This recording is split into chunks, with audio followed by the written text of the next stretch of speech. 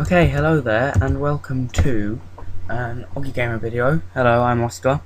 If you do watch Oggy Gamer, which I say at pretty much every video, I doubt you watch this that much, but I made 2 episodes of a walkthrough about 3 months ago. Not completely sure when, but I think it was about 3 months ago, and then stopped because I decided that the play quality on my emulator was too slow. So I got it on DS and played it properly, which was a lot better. And right now, as you can see here, I am now quite far into the game. Sorry you've missed it.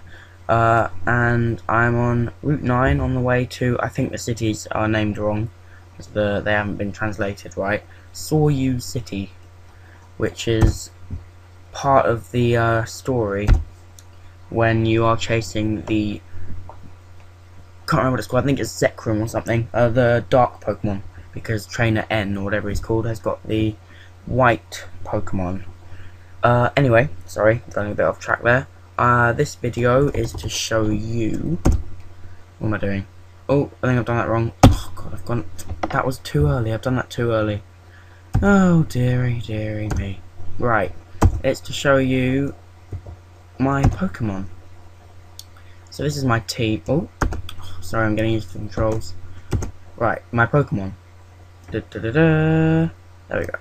Right, so this is my team, and you might notice that actually for this stage they're all about 4 or 5 levels higher than they should be, and that's because I've been playing the game at the same time as my brother, my little brother, and the competitiveness has meant that we've both been training a lot more than you would if you were just playing a game by yourself.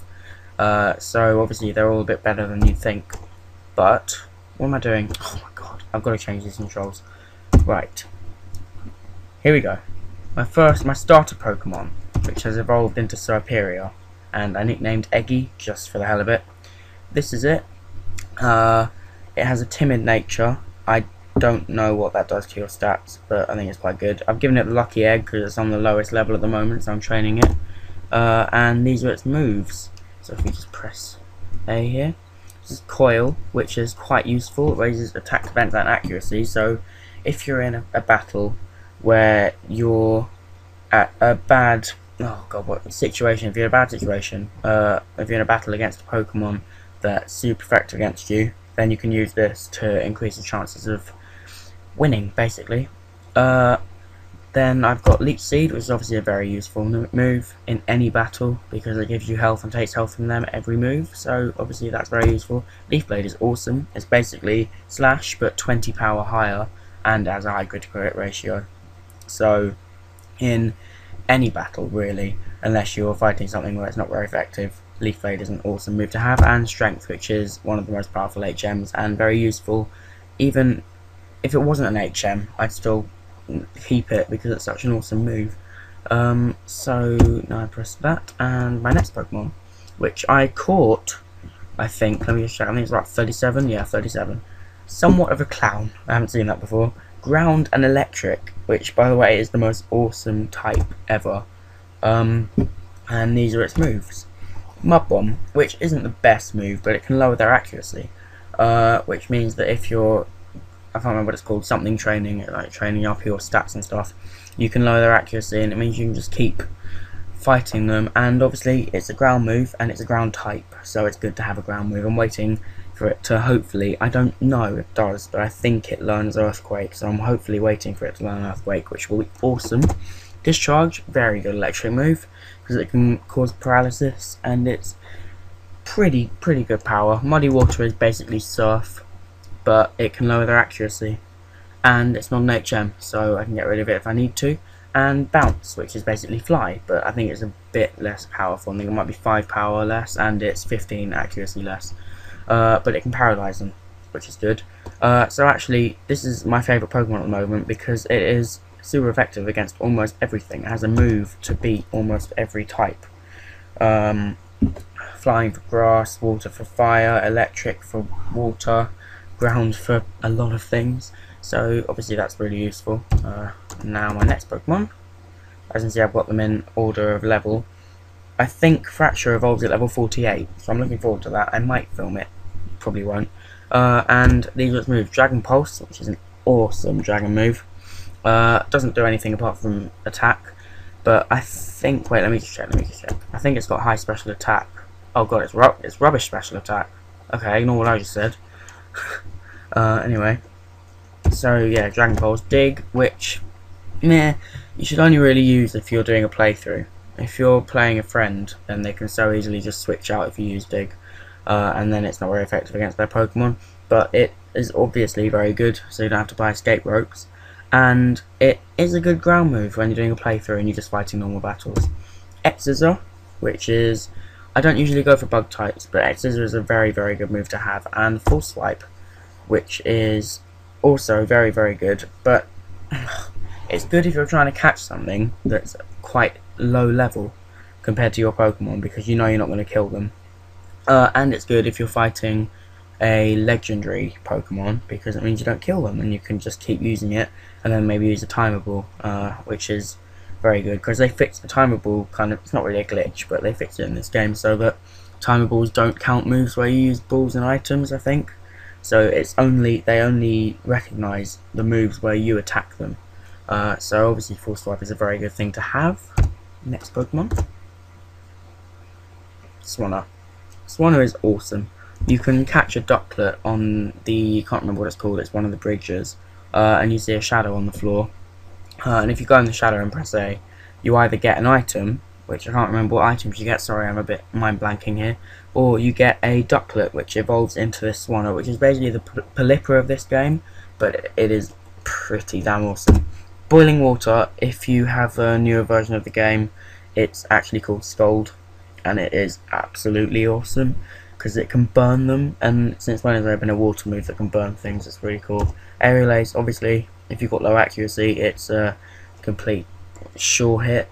You just know you can use a flying move. Feather Dance is absolutely amazing. Sharply, yeah, it lowers their attack stat. So if you're fighting something that's good against you, like obviously electric Pokemon against a water and flying Pokemon, you are pretty much dead if you can't lower their attack stat. So Feather Dance is very useful to have, and Fly, which everyone knows. Yeah, oh no, I said Bounce was 15 lower accuracy, it's actually 10 lower accuracy, so that was wrong. But yeah, it's 5 more power than Bounce, but it can't paralyze them. But obviously it's an HM you have to have, so I've got it. Next Pokemon is, wait a second, I've done this wrong. Where's that? There we go. Right, the next Pokemon, Beartic. Awesome Pokemon. Absolutely awesome Pokemon. If you use it right, this Icicle Throw is a fantastic move. Brick Break is a great move. Ice Breath is a great move to have because it's always a critical hit. Which means it pretty much hits between 80 and 120 every time. So I don't know why they make these moves though, because if it's always locked in a critical hit, then why don't you just have it at power 90 or 100? It's just a bit weird. And Surf, which I needed a Pokemon with Surf, and I didn't think I would be able to learn it.